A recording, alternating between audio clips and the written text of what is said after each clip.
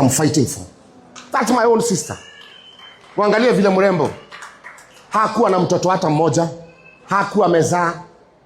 Hakuacha hata mtoto mmoja. My sister alikuwa na Range Rover, ile mpya latest. Kini akaitwa lodging, akaenda, akakatakatwa, akauawa.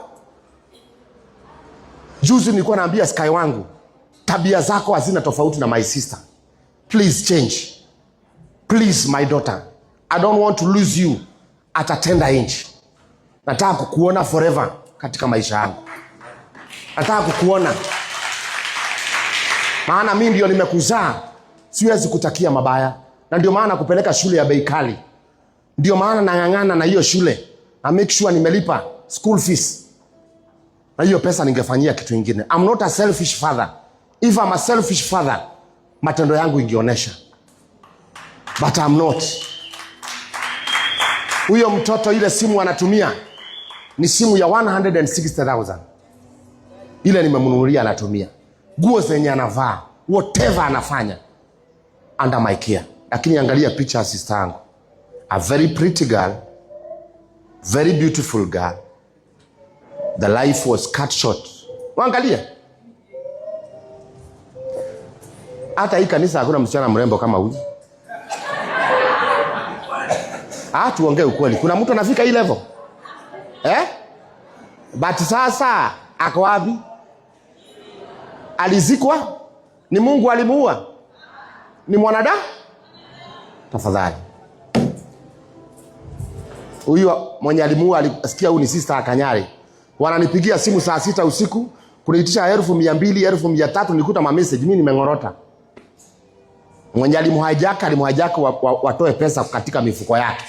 Unfortunately mama alikuwa amelala akipigwa simu aiende through, mimi nilikuwa nimelala nikipigwa simu aiende through, akauawa saa 6. Na mwenye alimuua na kwa nyumba akafunga na kufuli. Kwa hivyo Sky anaitwa nani? Wahu Starlet aling'ang'ana akaja mpaka kwa gate, kwa mlango, akajaribu kufungua akakuta kuna kufuli. Kwa hivyo kama kifuli haingekuwa pengine roho yake ingeokolewa. Mama halalangi. Mama ana pressure. Analia kila siku mama yangu. Aikumbuka mtoto wake. Mama ya Betty Bayo halali. Ananipigia simu usiku. Ananiambia Kanyari, umechukua watoto? Mama ya Betty Bayo. Kila siku. The mother to Betty Bayo. Na watu wa social media. Ninashangaa sana. Mnapiga mama kama huyo wa Betty Bayo. Na ni mama mzee. Mama wa miaka 80 something. Yeye ndiye ako na uchungu ya kuluzi mtoto wake kuliko wananchi wa Kenya.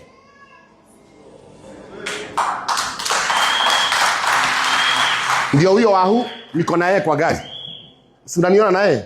Mimi ndio na drive gari huko. Tuko tumetoka Machakos. Tuko tumeenda crusade kubwa sana huko.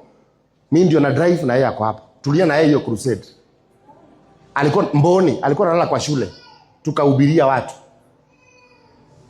Mwanaume mwingine akajitokeza from nowhere. Na mimi naambia wanawake, hao wanaume mnaona wanavaa vizuri, wanavaa jeans.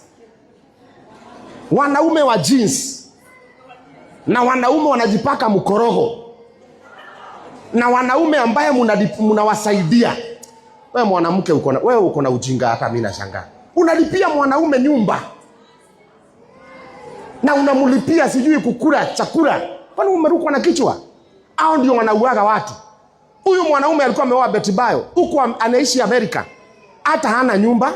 Alikuwa anaishi kwa lori, ndani ya lori. Hana nyumba. Yeye kazi yake ni kuendesha marori ya Amerika. Ni dereva. Alidanganyilia Betty Bayo. Betty Bayo akauza nyumba yake. Wakakula hiyo pesa yote. Ile walikula hiyo pesa wakamaliza. Alimdanganyilia wakakula hiyo pesa. Ndio huyo mama wa Betty Bayo. Betty Bayo ndio huyo. Huyu mama haamini, halali uzingizi. Hiyo nyumba huyu mama anakaa alijengewa na Betty Bayo. Huyu mwanaume wa Betty Bayo hata mahari hajatoa. Alipatiwa pesa apeleke, atoe. Alipewa pesa na Betty Bayo. So Betty Bayo alijitolea mahari yeye mwenyewe.